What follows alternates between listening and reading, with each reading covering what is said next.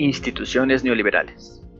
Según hemos visto en bloques anteriores, el neoliberalismo va más allá de un ordenamiento en lo económico para constituir una lógica global y cultural que produce tanto subjetividades como instituciones puestas a su imagen y semejanza.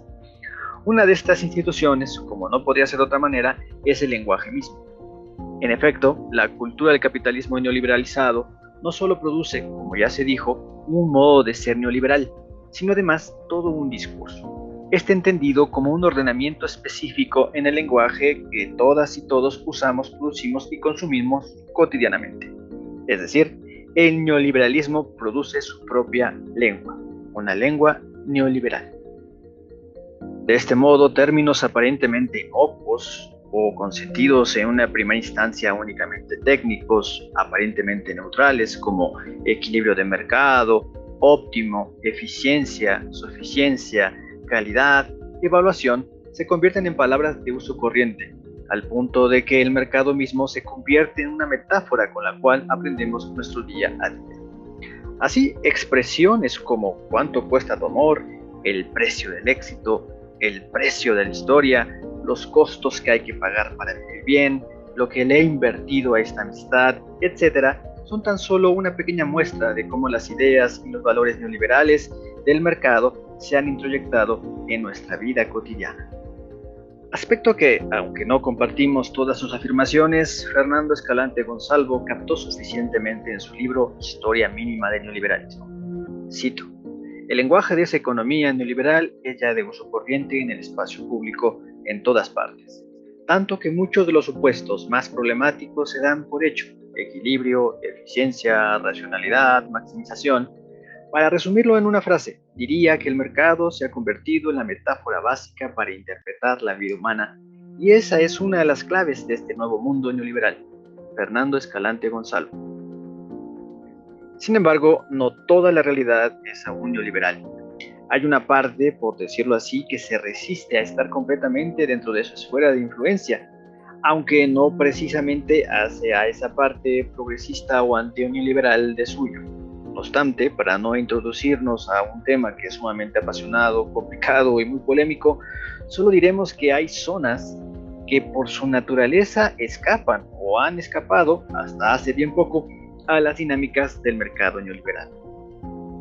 Una de ellas, por difícil que pueda parecer en una primera instancia, es la burocracia que conforma el servicio público.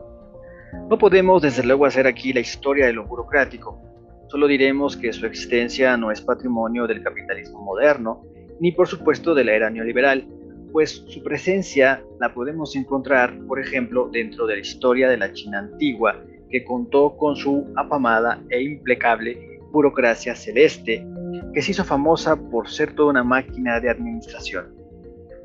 También es justo decir que la burocracia no ha contado con una buena prensa, sobre todo aquella que los primeros liberales, que no neoliberales, enfrentaron en el siglo XVIII, que pertenecía al Estado absolutista, que mantenía fuertes privilegios, reminiscencias del llamado Antiguo Régimen o Ancien Régime, de aquello que Norbert Elias llamó la sociedad cortesana.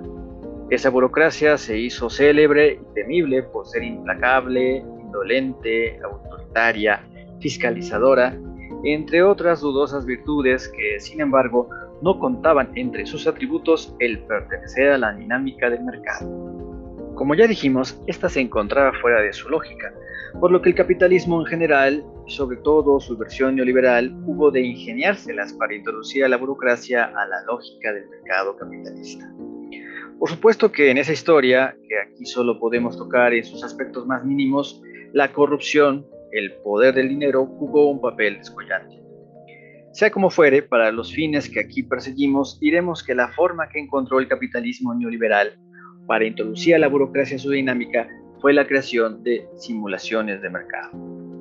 Las simulaciones de mercado es el aplicar criterios propios de la esfera mercantil y dineraria a ámbitos o zonas que por su naturaleza no responden originariamente a esas lógicas.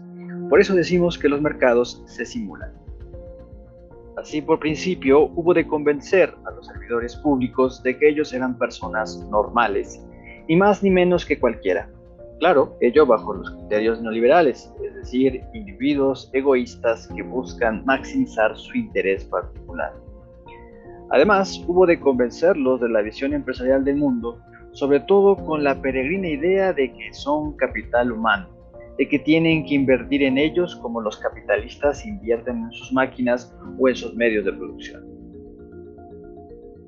Además, ello dio pie a la implementación de la cultura de la eficiencia, donde lo más importante son los resultados y no los procesos o los medios para lograr a esos mismos. Con ello también se implementó una cultura de la evaluación, ya que no se cuenta con indicadores propios de la dinámica del mercado al interior del sector público, habría que crearlos de manera artificial, con lo cual se fomentó la productividad, las comparaciones y de paso una cultura de la competencia entre los propios servidores públicos. Así, este supuesto capital humano, en vez de trabajar para el bien común, trabaja para ser evaluado, para que los índices de su productividad no caigan y junto con ellos desaparezcan sus estímulos monetarios. En segundo lugar, hubo de convencerlos de que las instituciones públicas son una empresa más, que no hay diferencia entre, por ejemplo, tener la responsabilidad de administrar un bien público y comandar una empresa como la Coca-Cola. Después de todo, habría que recordar que hubo un personaje de botas que pensaba eso y hasta fue presidente. Aunado a todo ello, hubo de convencerse, siguiendo la visión empresarial del mundo, que no había ciudadanos en pleno uso de sus obligaciones y derechos que entraban en relación con las instituciones públicas, sino solamente clientes a los cuales habría que satisfacer para asegurar su fidelidad a la marca. Con ello, el capitalismo logró, a través de la simulación de mercados, el imponer un esquema empresarial para la gestión de las funciones públicas. Llegados a este punto, es necesario insistir que, en contrapelo al sentido común neoliberal, las instituciones públicas no son empresas, que la lógica de las ganancias, que sí es la lógica de las empresas, implica necesariamente dinámicas de explotación, sobre las cuales no podemos ahondar ahora mismo, pero que, pese a lo que los propios empresarios pueden pensar sobre sí mismos, están siempre presentes allí de manera ineludible. Mientras que la lógica auténtica de una institución pública, perteneciente a un Estado libre y soberano que se determina bajo un orden constitucional, federal y republicano, es, sin lugar a dudas, el de producir un bien común.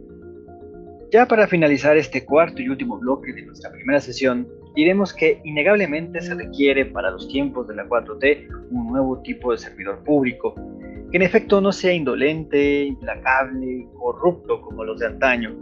Desde luego que se requiere un servidor público que ame a su nación, a su pueblo y que tenga una verdadera vocación de servicio.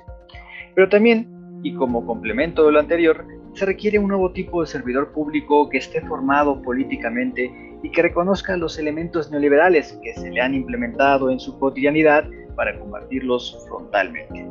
Quizás un buen modo para iniciar ese cambio necesario es reconocer que los sectores públicos no somos capital humano, sino seres humanos con capacidades profundamente comunitarias, lo cual también pasa por reconocer que los ciudadanos no son clientes, sino seres humanos que pertenecen a la misma comunidad que nosotros, que al igual que ellos somos todas y todos pueblo, pueblo sirviendo al pueblo.